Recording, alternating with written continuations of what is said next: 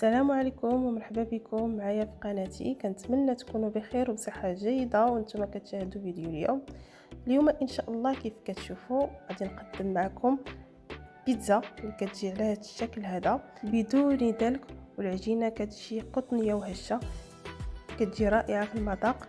كنتمنى انكم تجربوها وتنال الاعجاب ديالكم. بقاو معايا نتعرفوا على المقادير وكيفيه التحضير.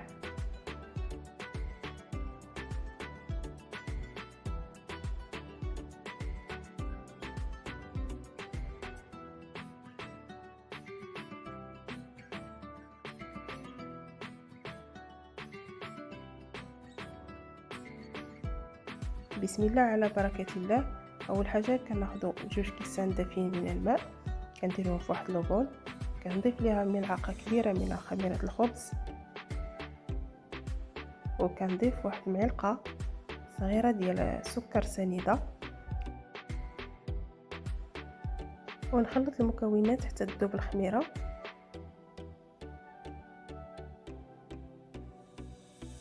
من بعد كنضيف واحد نص كاس ديال الزيت النباتيه اولا زيت الزيتون، لكم الاختيار،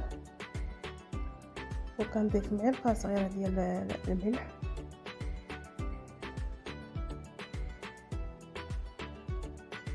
وكنضيف واحد المعلقه كبيره ديال الخل. بالنسبه للدقيق انا هنايا استعملت كاس كبير ديال الفينو اولا دقيق القمح الصلب، كنحتاج فيه كاس واحد. من بعد كنضيف الدقيق الابيض. بالنسبه للدقيق الابيض كنضيف كاس بكاس، هنايا احتاجيت تقريبا على درت الكاس الاول، هنايا كندير الكاس الثاني، وهنا الكاس الثالث ديال الدقيق، ونحاول نخلط المكونات مزيان حتى كنشوف الا كنت محتاجه للدقيق، وكنبقى نضيف الدقيق الابيض شويه شويه. هنا كي كتشوفوا العجين ديالي مازال شويه مطلوق، غادي نضيف ليه تقريبا نص كاس ديال الدقيق الابيض صافي، ونجمع المكونات.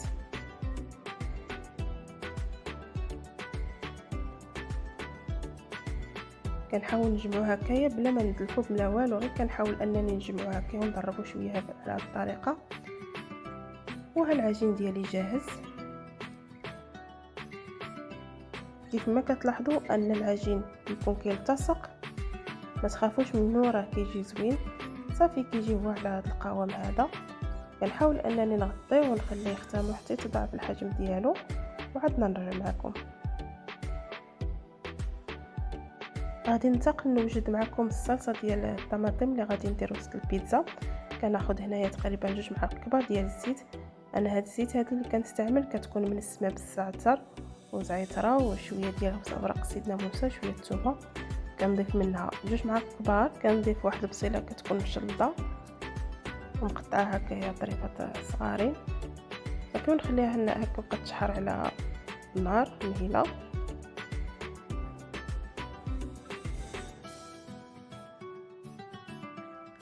من بعد ما تشحرات ديال البصيله كنضيف 2 مطيشات محكوكين كيكونوا كبار، ونضيفهم على البصله،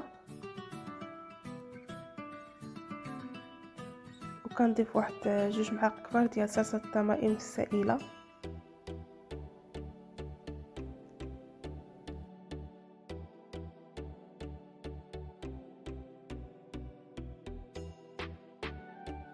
وكنضيف واحد شويه ديال الزعتر كنحكو هكايا على الصلصه،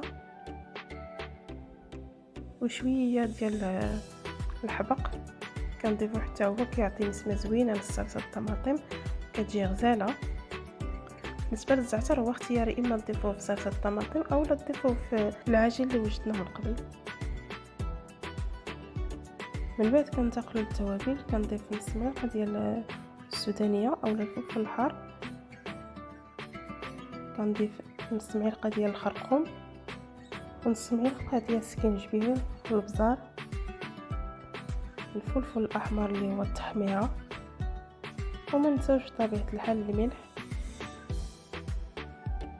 تقريبا كاع التوابل اللي عندك يمكن لك تستعمليهم في لاصوص طوماط. صافي نحاول نحرك المكونات على بعضها باش تنسجم.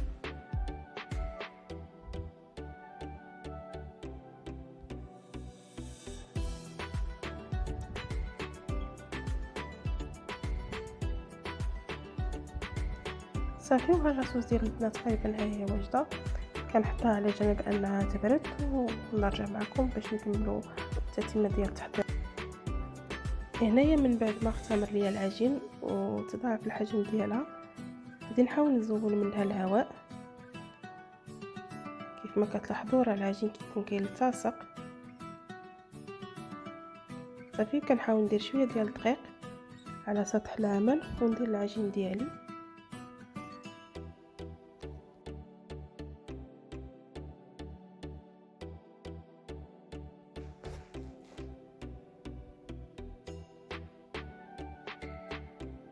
صافي وكنحاول انني نشكلها كويرات على الحجم اللي بغيت.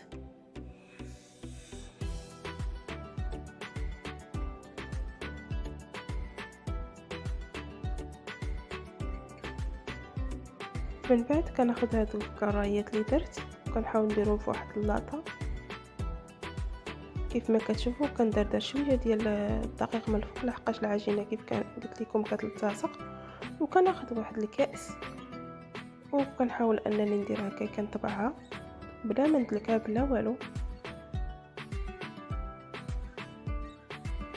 كناخذ واحد لافورشيط وكنتقبها هكايا من الداخل وندير الحشوه ديالي. كندير صلصه الطماطم اللي وجدت معكم من قبل.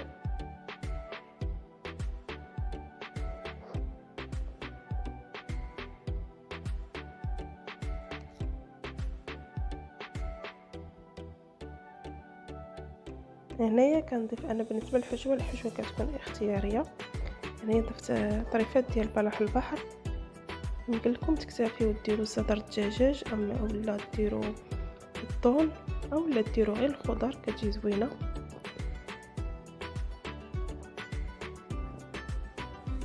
وزينتها بشويه ديال الفلفل الاحمر والفلفل الاخضر. بالنسبه للفلفل الاحمر والاخضر ما طيبش، قطعته غير طريفات صغيورين وكنحاول انني نزين به هكايا من الفوق. وندير شويه ديال الفرماج غابي اولا الفرماج الاحمر. بالنسبه للجوانب خديت واحد صفار بيضه مع شويه ديال صوص الصوجا ودهنتها هكايا في الجناب باش تعطي اللون ديالها الذهبي زويون. يمكن لكم تزينوا هاد الجوانب بشويه ديال الزنجلان تدردروها هكايا من الفوق كيجي حتى هو زوين. هنا غادي نحاول ندير معكم كميه اخرى اللي هنايا غادي الحجمه غادي تكون شويه مختلفه على الاولى.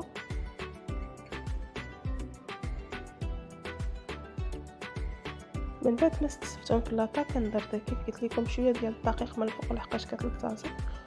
ونحاول ناخذ الكاس، اي كاس عندكم يمكن لكم تستعملوه. انا استعملت هذا، يمكن لكم ديروا اي كاس.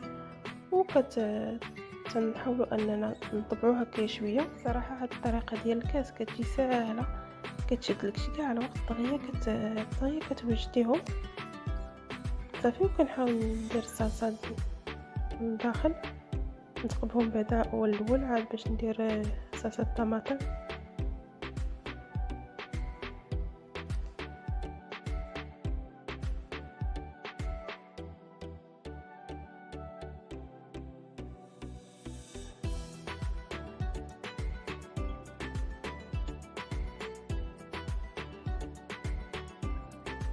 بالنسبه لهاد الحشوه الثانيه انا استعملت هنايا كباب ديال الدجاج. درت هكا طريفات زينتهم بهم من الفوق.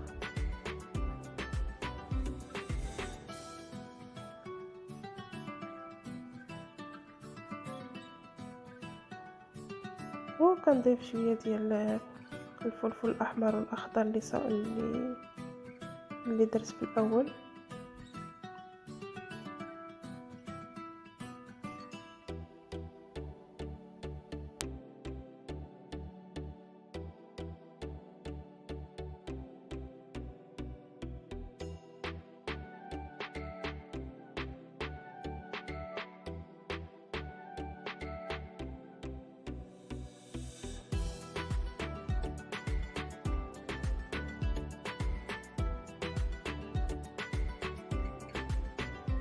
وكنحاول ندير ليها شويه ديال الفرماج غابي اولا الفرماج الاحمر من الفوق.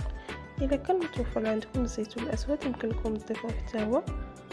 صافي كنحاول انني ندهن الجوانب ديالهم بالبيضه وصوص الصوجا كيف قلت لكم من قبل.